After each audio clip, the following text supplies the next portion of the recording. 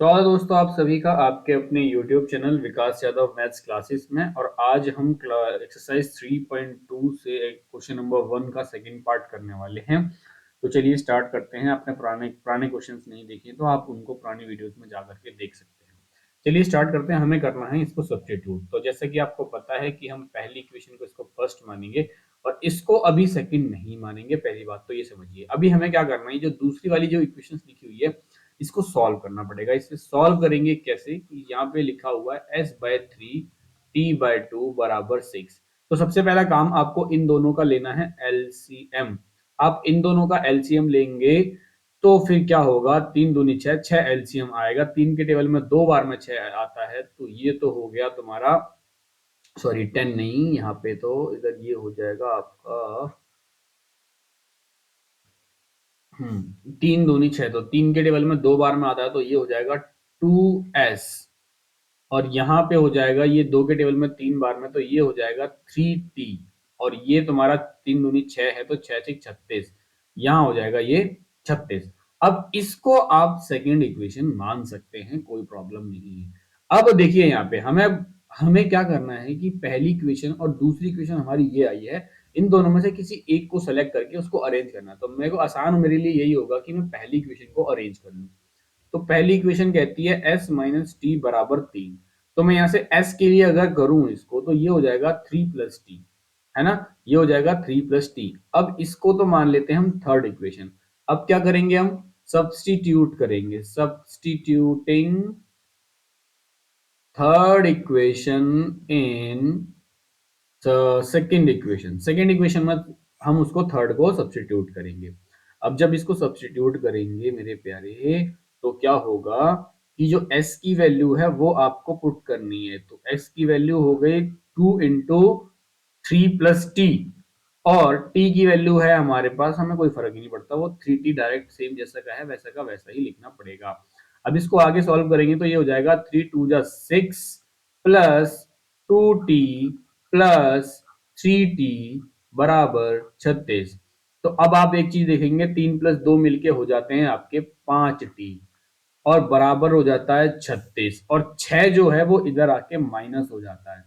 तो आप देखेंगे कि यहाँ 30 में से वो 36 में से 6 गए तो बच गए 30, और 5 जो कि मल्टीप्लाई में था वो आ गया डिवाइड में। इसको काटेंगे तो ये हो गया 6। तो t की वैल्यू आ गई आपकी 6। अब इस t की वैल्यू को सब्स्टिट्यूट करेंगे। सब्स्टिट्यूटिंग t इन थर्ड इक्वेशन।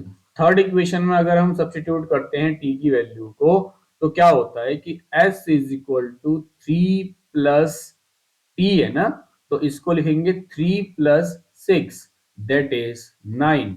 तो s इज इक्वल टू आ गया 9।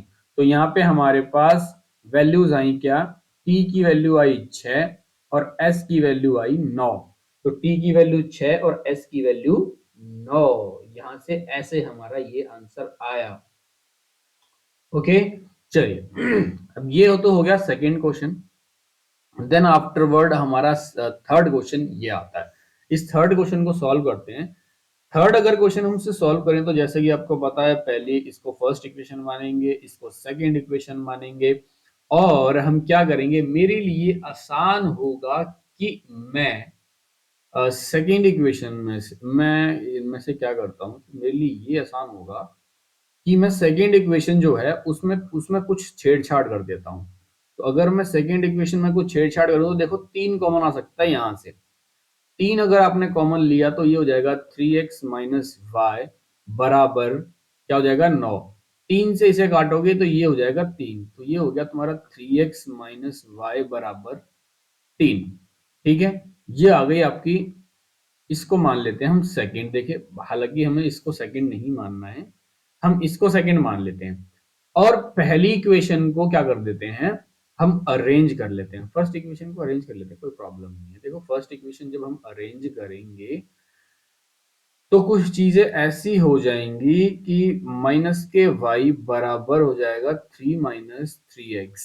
ठीक है, 3 - 3x हो जाएगा। और y को भी अगर मैं करूं तो ये हो जाएगा 3x - 3। ठीक है, अगर y की वैल्यू निकालूं तो ये हो जाएगी 3x - 3। इसको मान लेते हैं थर्ड इक्वेशन।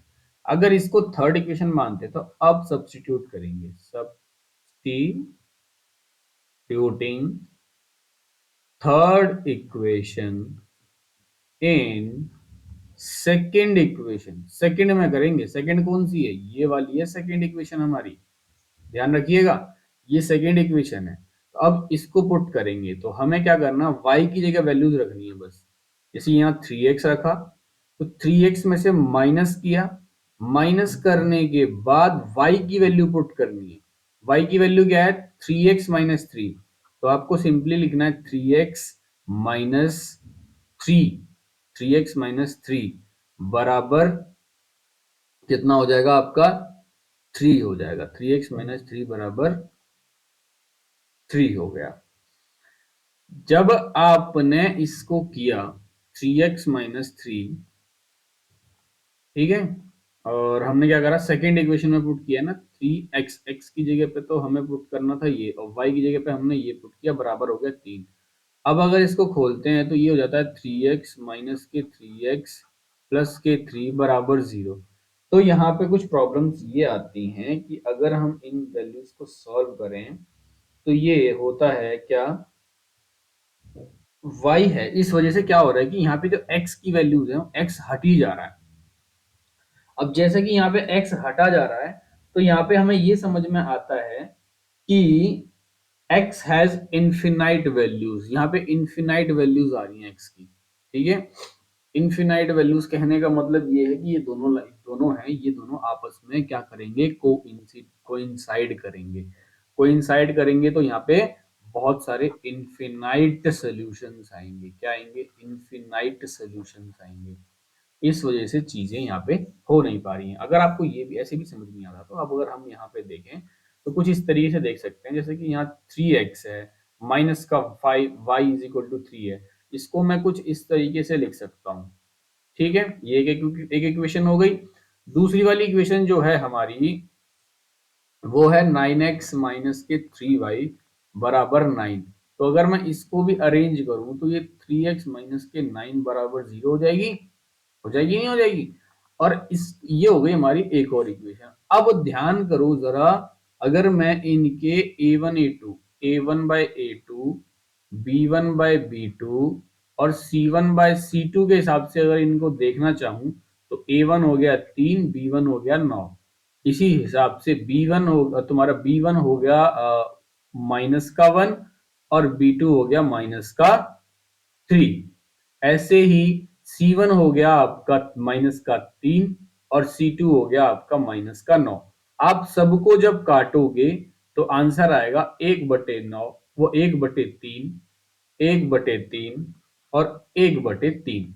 तो यहां से हमें यह समझ में आता है कि a1 upon a2, b1 upon b2 और c1 अपॉन c2 जब तीनों एक दूसरे के बराबर हैं तो वो लाइंस कैसी होती हैं, कोइंसाइडिंग लाइंस होती हैं। और कोइंसाइडिंग लाइंस जो होती हैं वो हमेशा इनफिनाइट सॉल्यूशंस देती हैं। तो इन वाली इक्वेशंस में x और y की वैल्यूज हमारे पास इनफिनाइट निकलेंगी, यहाँ पे कोई फिक्स वैल्यू नहीं निकलेगी। ये बात ध्यान रखना थर्ड क्वेश्चन में।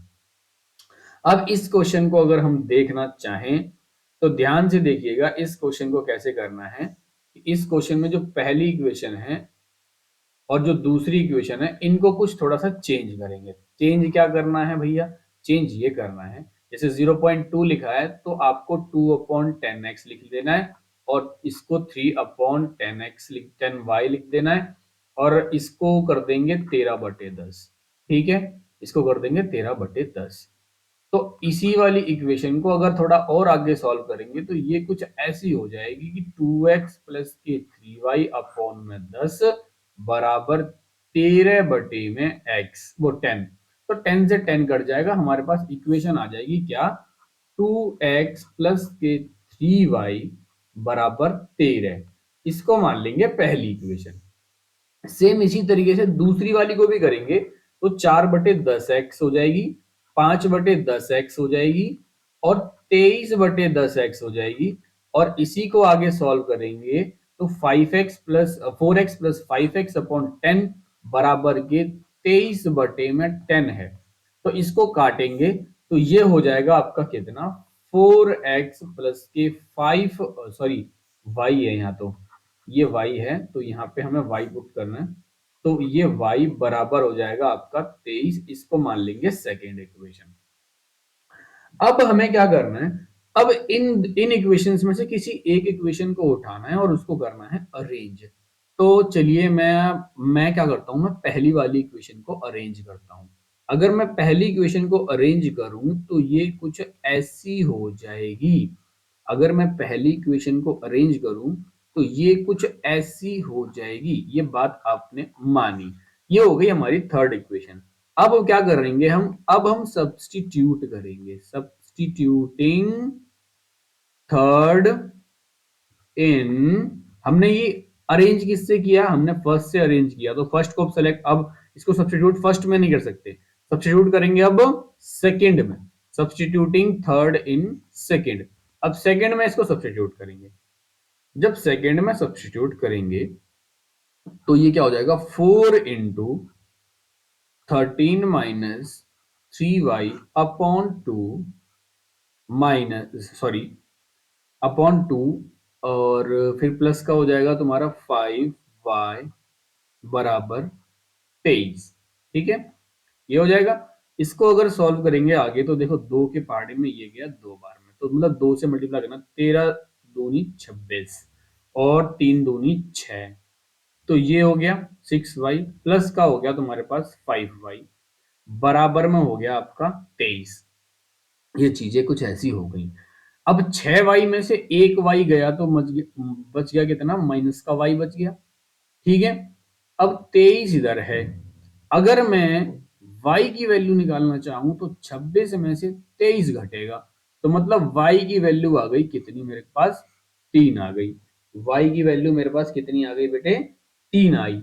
अब इस y की वैल्यू को सब्स्टिट्यूट करेंगे, substituting y in third equation, third में y की वैल्यू को पुट करेंगे, तो x क्या हो जाएगा, x is equal to 13 minus 3 into Y, Y की वैल्यू रखनी है ना, 3 इंटू वाई मतलब 3 इंटू 3 हो जाएगी, अपॉन में क्या है 2 है, तो 13 में से अब 9 जाएंगे तो बचेगा कितना, 13 में से 9 गए तो बच गए 4, 4 बटे तो काटेंगे 2 आ जाएगा।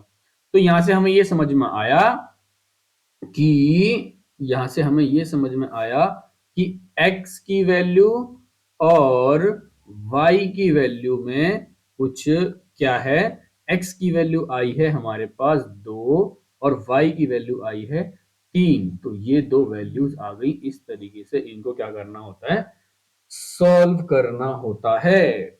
चलिए तो आगे बढ़ते हैं चीजों को लेकर के। ये है हमारा क्वेश्चन नंबर 5। देखिए वीडियो बहुत बड़ी हो रही है, इस क्वेश्चन को हम अगली क्लासेस, अगली वाली वीडियो में करते हैं। ठीक है, तब तक के लिए धन्यवाद, टेक केयर, बाय बाय, जय हिंद, जय भारत।